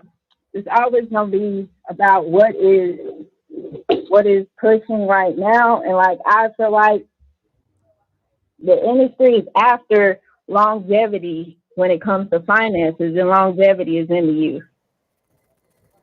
So right now, what the youth gravitates to, and the way that everything works, even if you think about the whole form of money, like they don't have guardian over what's in their pockets in these times. Like how back in our day, your parents knew what you had in your pocket because they gave it to you. More now, the youth have a lot more freedom with they spending expenses, and I feel like the industry is knowledgeable about that. So whatever is feeding them, they're going to keep giving it to them, whether it's good or bad. So right now, everything that you're hearing is at request of the voice of the youth. And when I think about it, I feel like it's still on the track from the genre it just left. Because in my younger days, my older brothers grew up on 3 6 Mafia, um, Lil Jon, all of them. And those music at that time, like everybody said, like that's Fight Club music. You know what I'm saying? Yep. So it went from that to killing music. Well, shit, Lil Jon, if you think about it, Lil Jon said some rough ass shit in them hooks. Yeah, Like, you know, like let yeah. me ask you this question. How old are you? I am 29. Okay. Oh, I remember them days. I remember them days. Oh, Lord Jesus God, I remember them days. But But Kiana is cold. I do not talk about many artists. I don't talk about because I don't do this new, I don't really do the new music. Kiana is one, she's a phenomenal just individual, period. But her music, so when we get to talking about the Kendrick Lamar's, the J. Cole's, Kiana puts out send that me some. music. Send me some music right quick. I'll play it on the show before we go off there. If you got it on Oh in my God. MP3, if you got an MP3 or whatever, Yeah, if you got a video, shoot me the video. I got you. I got you. I got you. most definitely. Yeah, I got you. So But okay, let me ask you this. I, What got you into yeah, music? I didn't know you were an artist. So now we about to talk artist to artist. What got you into music? it's crazy. Mine really did start like with the church at first. I'm a very spiritual person. Anybody who knows me knows that, about me. But for me, like I was raised in church, but even at the age of 12, I left and found my own church where I continued to grow and I left beyond that. But the church that I found when I was 12 was really where I learned my music ability. And from there, I was a part of a local record label here. And that was from 16 to 18. And then ever since then, I've been doing everything on my own. But like for me, like the spiritual, like I tell anybody, my music is all about conversations, dealing with my spirit, talking to Yahweh, and communicating with myself, like the conflicts, the questions, the judgment upon myself, the things I need to hear. So What type of yeah, music do you do? that's my hope. What type of music I do? Yeah, what type of genre do you do? So this is my famous line. Okay. I am a diverse artist. Okay. I can go from doing hip hop. Okay. I can sing. Like everybody, when they ask me, they categorize me in their own thoughts of what I am. I hear Lauryn Hill, Kendrick Lamar, Erykah Badu, Bone Thugs and Harmony. Okay. So I know Oh, that yeah, I'm yeah. Okay. All right, that's what I need. Seiko, you got on music, right? yeah. Not on this computer, but she's right here. Like this is someone that we work with. She's part of. She's family. Like for real, Okay. for real. Like she can walk to my front door right now, knock on the door. Family. All right, I'm about to send you. I'm about to send you my email so that you can contact her, so she can try Okay. to send us something. I want to hear this because, like, this is. I'm very interested in today's artists, and I'm looking at it's almost like a 15-year age gap. So, and she mentioned a couple people that I fuck with. I fuck with Kendrick Lamar. I fuck with a Yeah. couple people, and then you're saying that you rock with it. So I'm feeling like this. Let's see what's popping. So I'm about to send you I'm about to send you the info right quick. Okay. No. So let me ask you this question. Yana, Mm-hmm. as a female artist, what are some of the difficulties that you see in trying to get to the level that you want to be? For me, I'm gonna speak for me personally because I am a different individual. For me personally, is Spelled that wrong, baby. Hold on. We're gonna get another email. I'm sorry. Go ahead. no problem. Um, for me personally, like I said, I feel like for me, it's all about the knowledge that I don't have because I have like full belief in everything I do. 'Cause like I said, for me, everything is connected spiritually, and nothing fails in dealing in that. I feel, but for me, it's knowledge I don't have. Now, once I acquire that knowledge, the only stipulations I feel like that would be there is crazy because it's what the ones that are in the industry talking about. That they have to go with this. Most females have to have this persona. They always have to be made up. They always got to have something hanging out and stuff like that, you know. But like I always tell everybody, I feel like my talent outshines what you feel like needs to be there as the flesh, what you feel like you need to see, what you feel like need to be showcased because everybody should know that if you're an artist and if you're a fan of music, your music is your showcase. Like I said, Dirty Bastard, he was something to see Man. physically. Man. And that's my opinion. I was like, he wasn't, you know, the sharpest looking stallion, but you couldn't deny the skills he had. And that's another thing I'm saying. Like Seiko and them was saying like about the women, and I'm like, no, we will never see a fucking another Biggie Smalls looking nigga. We will never see another old dirty bastard looking nigga. All we gonna see right now. Can't say that though. All we gonna see right now. Can't say that. I'm talking about like from what mainstream is pushing. Now I ain't talking about who gonna come, you know, who got talent. But I'm talking about from like the mainstream avenue side of it and what they're gonna push. They're gonna push on the male side. Listen, they pushing a bunch of little bitty skinny dudes. They could put a lot of chains around. And women are thick as fuck. They looking good as hell. Like if you don't have that category, don't go talking to a label unless you got some real fucking ties to this shit. Like, cause I'm trying to tell you, it's gonna be fucking difficult. And that's what my thing is. I'm trying to tell you. I'm not gonna say who I signed this contract with. It was in, I want to say between 98 and in like 2000, right? And you know, I'm real big on certain hip hop artists.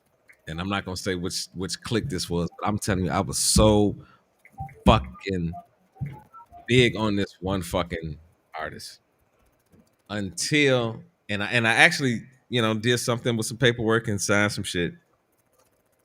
And I swear to God, after I found out a couple things about, you know, the industry and the people I was fucking with, I took that fucking piece of paper, I took that contract, and I buried that shit in my mama's backyard. And I literally prayed and was like, God, please do not let me have to fuck with these niggas. Because I knew, I believe it. I knew that the shit that I was getting access to and the stuff that I was starting to see was deeper than what the fuck I wanted to be. You know what I'm saying? I'm talking about niggas that was straight devil worshippers. And they stood on that shit. They was like, I'm a devil worshiper. And I'm like, yo, G, like, God damn. Like, you know what I mean? Like, and they would bring me to parties and shit and would sit down and try to talk to me. I'm like, yo, these niggas is trying to formulate my opinion. They trying to twist what I think. You know what I mean? They trying to pull me into some shit that I ain't into that shit. And I had to really go. I literally buried that shit. What you say?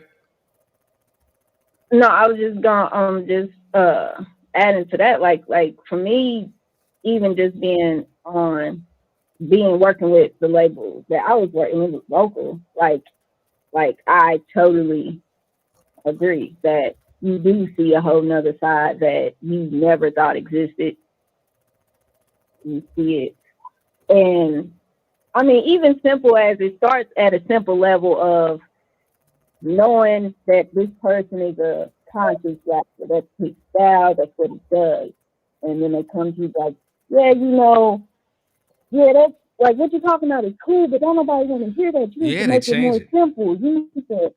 It starts off with that, like that's the first basic layer, and then it starts going up and up and up from there. And then, like you said, like you either gotta be a strong person to be like, I know who I am. If you don't know who you are, then treading that water is like so dangerous. But you got to know, like I said, even about DMX, he knew who he was, he knew what he was true to, and he knew what he stood on. And that's what I love. That's like what I loved about him. And at the end of the day, if you're not that, if you're not willing to be that, and you go in that area, they will eat you, literally eat you alive. So this is my question. I You want will to not know who you are. go. I want to ask this question. I want to go.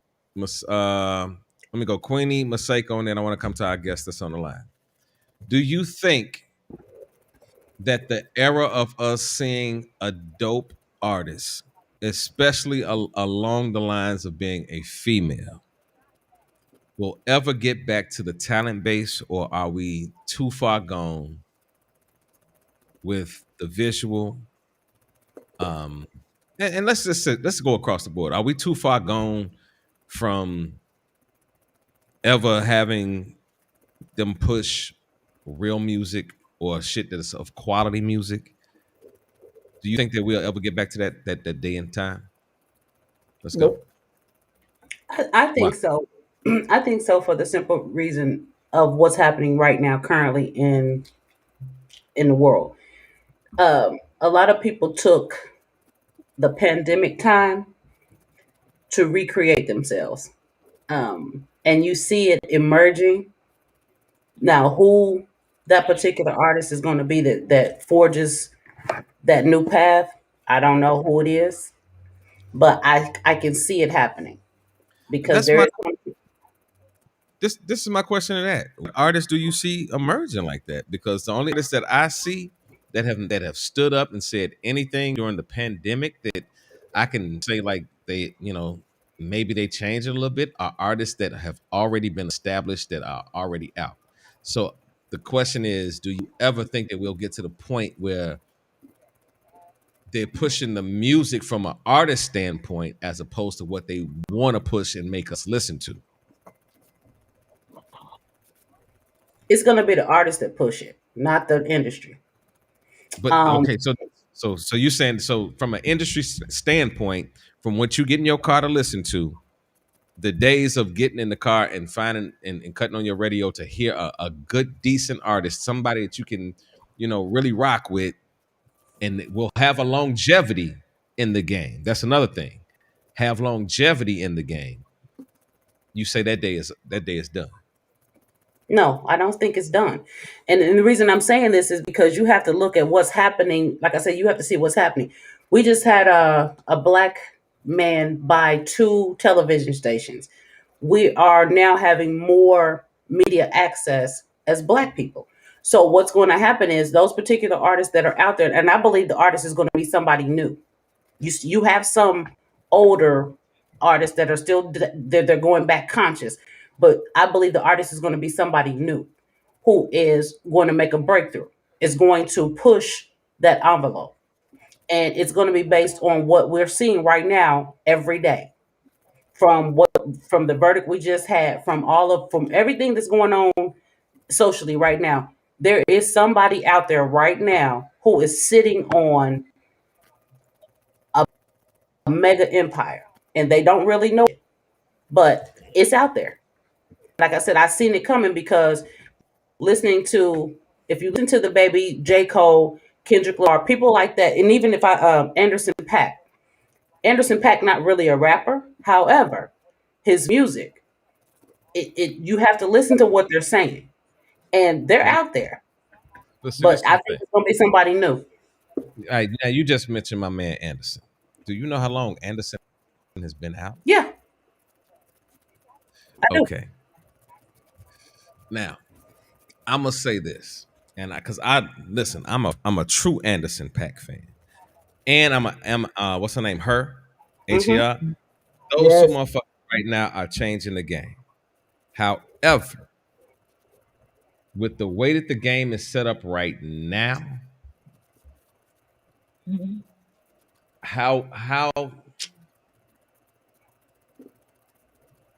how much we hear them on the radio on a main scale will depend on how much they can identify with the consumer. And as dope as Anderson Paak is, and as dope as her is, I don't see them having that outstanding personality where they grab motherfuckers like that, where the industry will fuck with them that long. You feel what I'm saying? Like they're gonna fuck with them, and they'll make. This is the crazy part. They'll make a lot of money writing music for people and doing shit on the side. But as far as them being the motherfucker that we see, I give Anderson and her 2 years in the game before it'll be the next thing that they push.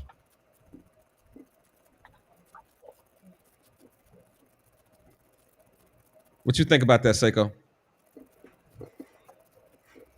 I think you just hurt my feelings. I love me some her. Mm-hmm. I love me some her when she was Gabby. Was it Gabby Wilson? Gabby, Mm-hmm. yeah. So I love me some her when she was her before. Um, but because she did not have the look, because she did not have that niche, because at that point in time she was so focused on putting out what was hot at that time, she didn't have the staying power. So she left the scene, she came back, she reinvented herself. Mm-hmm. Um, I think that she has done some amazing, amazing stuff. Um, I think if she takes her music, if she takes her career, all of that by the horns now, and she takes control of it instead of allowing others to do so, because she has all of her mainstream stuff, but some of her stuff that's not so mainstream is also very conscious. It also speaks to what's going on. It also speaks to what's going on in the background that we don't really want to talk about so much. Uh-huh. So Quite. I think if Anderson Pack too, but really her, I think if she, like I said, she's gonna have to grab the bull by the hole. She's gonna have to grab it by the horns and take control. I think she just might surprise us. And the thing about Anderson Paak, we keep talking about Anderson Paak. Do you know why Anderson Paak is popping so hard? Because Anderson has a Caucasian backing. Anderson Mm, Paak, and if you think about it, if I can go right now and pull up his old NPR shit when he was on NPR, when he was, NPR. If you don't know what NPR is a show for artists that want to get on, and they put them in a talent show, and whoever fucking wins comes out. That's how we got Tank and the Bangers, and that's how we got a lot of artists that we know about right now because they went through the yeah. NPR process. You know what I'm saying? But those, even Lizzie was in NPR. Lizzie had a white following. Because if you think about Lizzie, black people really don't rock with Lizzie like that. They listen to her, but they ain't rocking with Lizzie like that. Anderson Paak, we listen to him, but we ain't rocking with him like that. That white audience is rocking with Anderson Paak. They look at him and they respect him for being an artist because he comes. If you know what Anderson does, he plays drums. He does a lot of shit. If you watch him on stage, he does that shit. He has a Yeah. show. He puts together a show. It's not these. It's not today's artists that you see that just come back and walk across the stage backwards and forwards for 50 minutes. They give you a show. Her. This is the thing about her. I watched the concert of her, and I love the concert. But her is a basic stand in front of you, play my instrument, and sing to you type of artist. She's not a she ain't got the choreography going on behind her. She ain't got all that. You feel what I'm saying? She's not a Beyonce. She ain't got all that extra shit popping off on stage.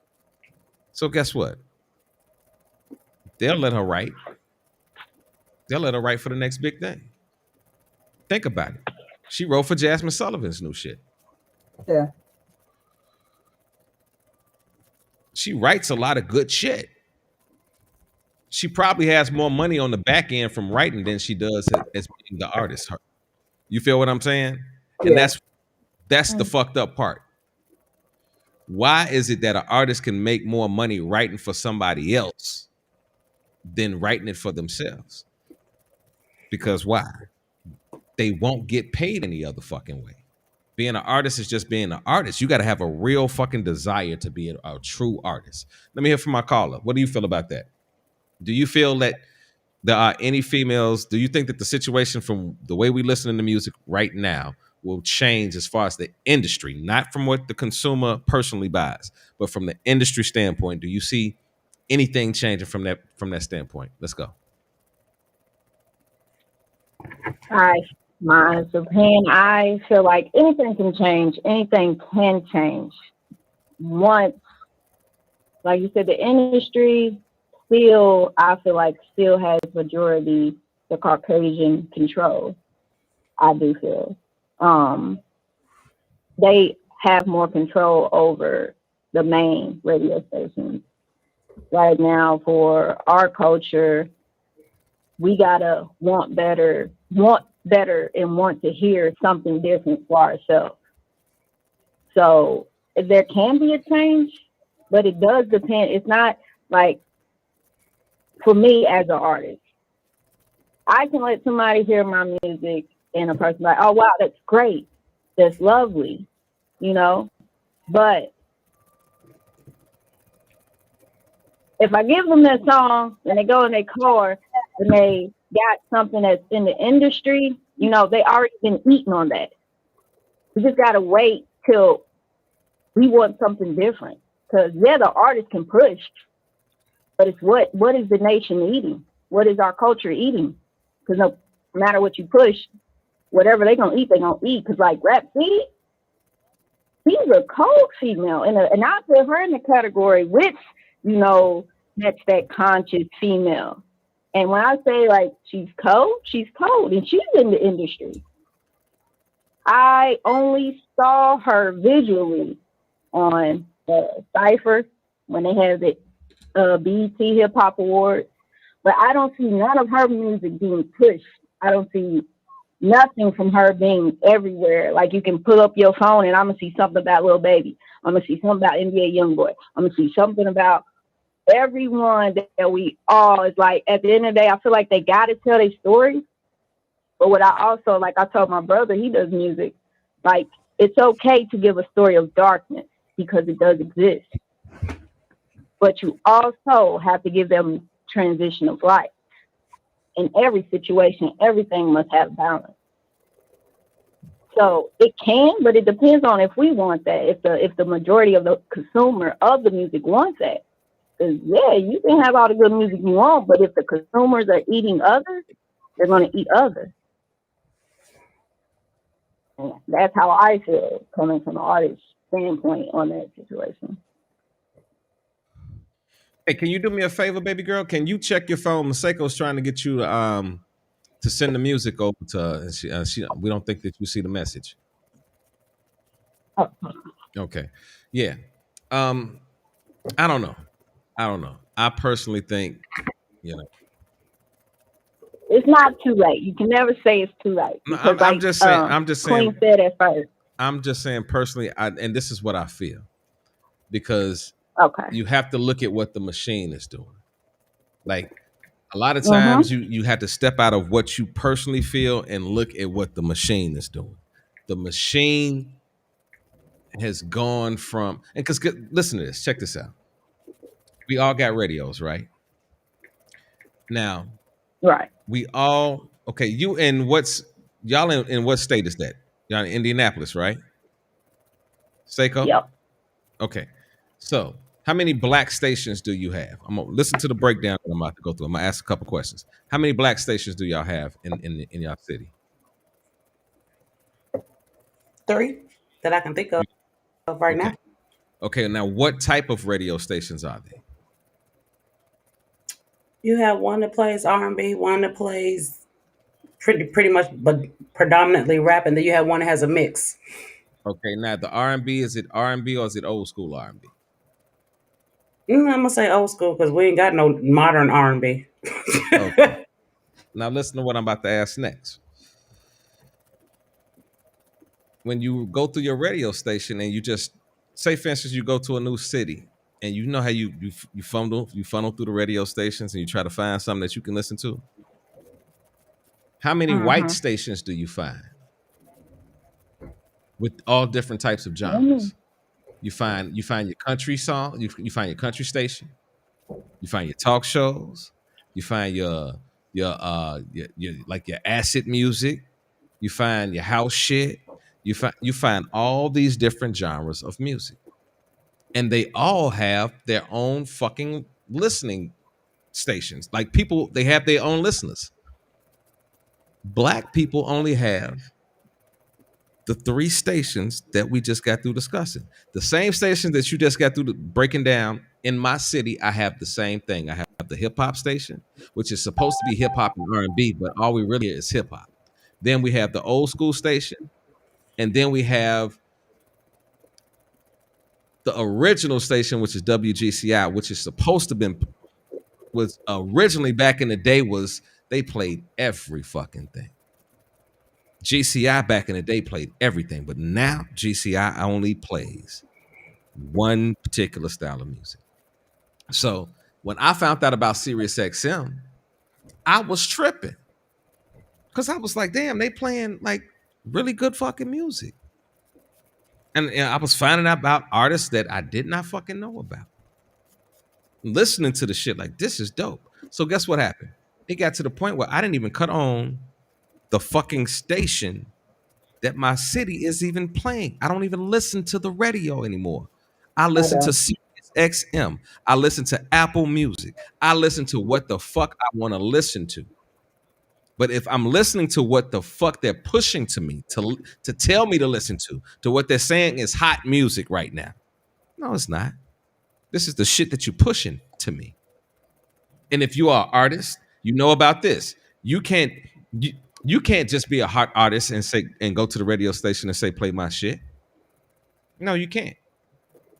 You either have to have a radio station that's funneling some money that has a relationship with that particular radio station, or you as an artist have to have enough money to give it to somebody for them to put it in your rotation. I know what the fuck I'm talking about.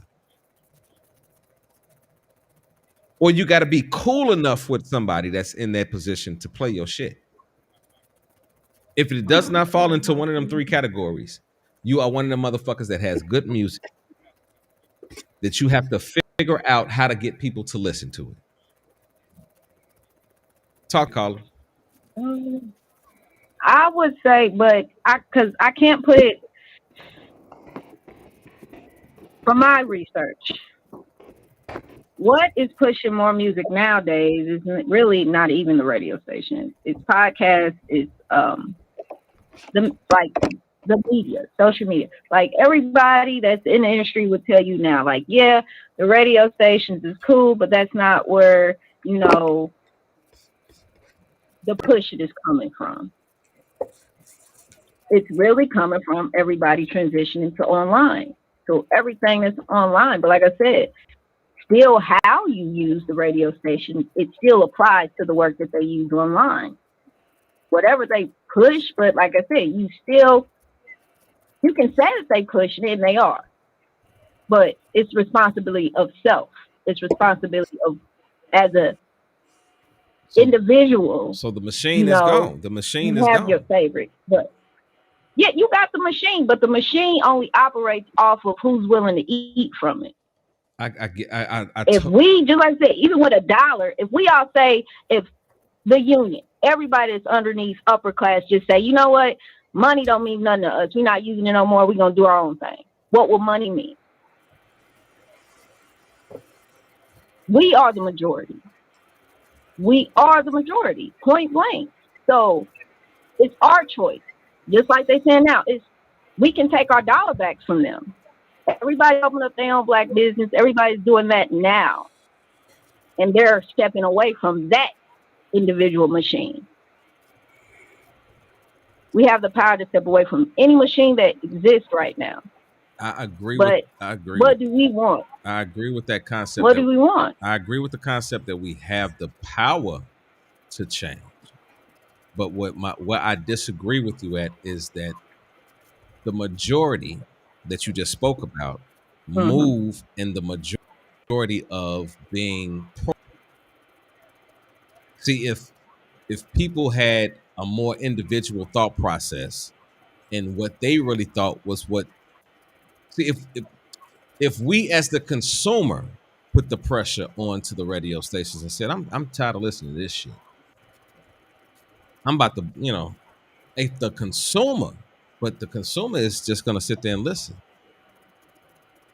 I'm telling you that even from the aspect of me saying like, listen what I'm saying. Has there ever been a song that you've heard on the radio, and you first heard it and you said, man, this is some bullshit, and you changed the song, but that song was in rotation so fucking much that at some point you heard yourself humming that shit, or you. So guess what? It's not the fact that you liked it; it was the fact that the system programs you, and it programmed you so well that it became part of what you knew. Not the fact that you liked it. So that's what I'm saying. The days of us getting back to where the machine does not count anymore, they figured us out.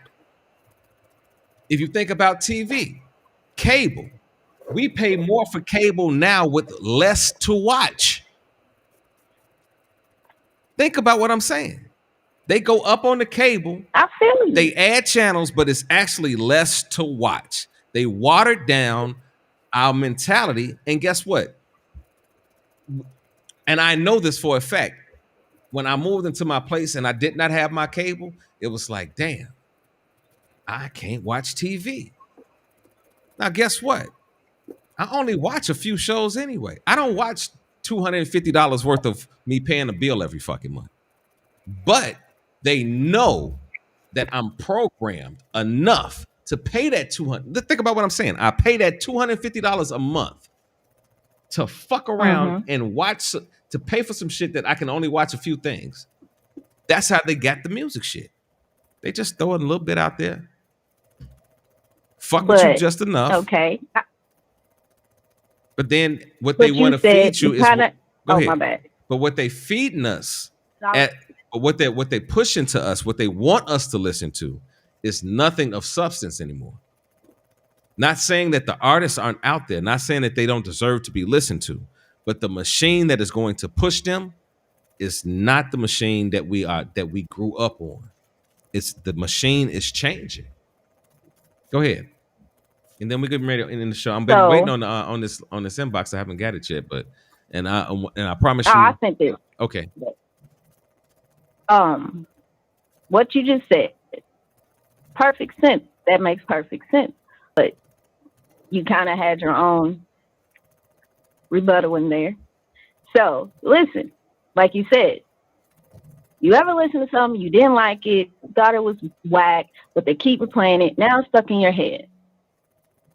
What you also got to understand is it was whack to you. Okay? You and probably a couple of few of others didn't like that song. Where back in the day, you could call in and say, you know what, that was trash. How they used to have, smash it or trash it type stuff, where you could call in and give your opinion. Here, you hear the same thing. Like, we're at the end of the day, you can get online and hear a lot of podcasts saying the same exact thing. Oh my God, music is trash. Oh my God, today's music is trash. We had enough of this. We want something different. We want something different. But also look at the age groups that is saying that. When you look at the age group, you understand that, yeah, if that age group, which I feel like is I say 25 and up feels it's a needed change in the music. Needed change. But the ones that are younger, they are the online workers. They're downloading songs off YouTube. Off of all the internet websites. So therefore, no matter what our group feels, the youth is speaking on what they want.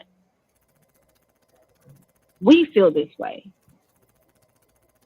And we feel with you. I feel like that's not what the youth should be eating. That is not. But how can I take away something that they stand up for? They make an effort to be here. They do all that they can to make sure that this sound is going to be here as long as we want it, because this is our time. We are no different than when y'all was back in y'all genre in hip hop, and then the people that was older than y'all was like, what the heck is this music? What is going on? This is not, no. It's the same cycle, but it's what is being fed and what a person is wanting to eat. If 25 and up stand up and we make the loudest sound of, look, we need something different. This ain't feeding us.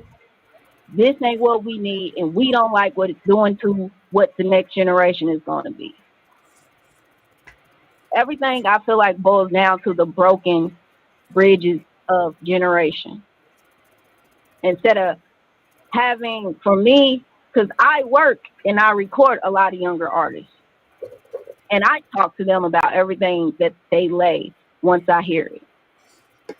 And it's at the end of the day, right now, what you hear is confusion, because if you think about the history of our Black males and our females, to this day, a lot of them don't know who they supposed to be, don't know the pride that they supposed to have. All they know is, I need to be hard. I can't be soft. How do I showcase that? I gotta have money, because to have money means I'm a man, and to be a man means I gotta have money. I gotta stand on what I speak, and I gotta make sure ain't nobody gonna test me. Every young youth that I've worked with give me that whole line, and it's like, okay, I understand that, but back in the day, it was different about what hard meant. Back in the day, it was different about what being a man meant. So it's going to take for the generation that knows better and needs to stand up and speak for what our youth can't speak for, because at the end of the day, they just living. We've all been them. And I'm not far from them. I know how it is to just want to live in freedom. But I also am thankful for my elders that put that strap when they needed it. And I'm not talking about a whooping, but I'm just saying put them borders up to be like, yeah, that's all cool. That's all fun. But you don't look down the road. You're not looking down the road. Most of these kids are not looking down the road. Most of these new artists are not looking down the road. They're living in their now. They're living in what they feel is their prime. That's why the youth is eating it up, because the youth is like, I'm right behind what's in front of me. So you can't tell me I can't get there. Seiko. We got a voice that we want more. Seiko. We got a voice that the youth need better. Seiko, I need you to Other come. than that, I want to hear from Seiko right quick. We're getting ready to end the show. I've been waiting on the email that hasn't come through, but I promise you on the next show, if it comes through, that's gonna be the first thing we're gonna open the show up with. But okay. Seiko, give me your last words for the night. I think we have to get back to the music that makes a difference. I understand Tiana's point of, especially with our youth right now, they're just kind of looking at what's in front of them and they're not looking at the long term. But even in looking at what's in front of you, we got to get back to the music that makes a difference. Facts. Yeah, 100%. I believe that. That's your final words? Damn, that was quick. That's it. That's it. Hey y'all. Well, I appreciate everybody for tuning in. I hope y'all like our new little design and shit. We got some new shit off, and we really been working hard trying to get everything set up for y'all. Appreciate y'all for tuning in tonight. I appreciate our caller. Hey, I want to really, I really want to get this music. So make sure that I got to make sure that we got to figure out, make sure that you got the right email address and all that good stuff. Because I do know that the first email that I sent you, Seiko, if that's what you sent, it might have been because that's why I sent two of them. It was off, but I do want to get your music up on the station, and I want to hear what you're doing. So if you can call in next week, and we'll start the show off with listening to your music. Is that a deal, young lady? Hey, I appreciate it. Oh, I appreciate it. I appreciate all y'all for having me on tonight. That's really a blessing. I appreciate it. No problem, no problem. Hey yo, but this has been another edition of Real Talk. What's love got to do with it? We hope that y'all enjoyed this show. This was a different type of show today. We usually talking crazy as hell, but today was yeah. We gonna but next week we gonna hold on. Let me tell you what we talking about next week. One quick second. And Thank shout you, out to Tiana. I love your little sister. shout out to my girl I love Ishtar, you. because this was her topic tonight. Next week we're Yes. gonna be with my girl, Miss Maseko. Hmm? Yeah, we rocking with one of your looks next week. Uh-oh. Which one? Could you date someone that's bisexual? Oh, That's, You don't have that's to touch on that one already. I think you need to pick a new one. we did that one. Yes. No, I no. Okay, Yeah, well I'm you gonna have to erase. touch your house and everything. Okay. Yeah, that was the show we had it in my house. Okay. Okay. Let me go back through your shit because I got like 15 topics from you still left, and that's what's up. That's what's good. Oh my God, I feel like something going on. My whole family calling me. Hold on, what's going on? Hold on. Hey y'all, give me 1 second. Let me get ready to end this show. Give me 1 second. I'm about to mute this little line right quick so y'all don't be talking crazy. I know y'all niggas is retarded. Y'all, my sisters is calling me. I know it's time to get off the air. So give me a second. Yeah, so check this out, y'all. Next week's conversation is the importance of self-care. I don't want to do that one. I want to do something look.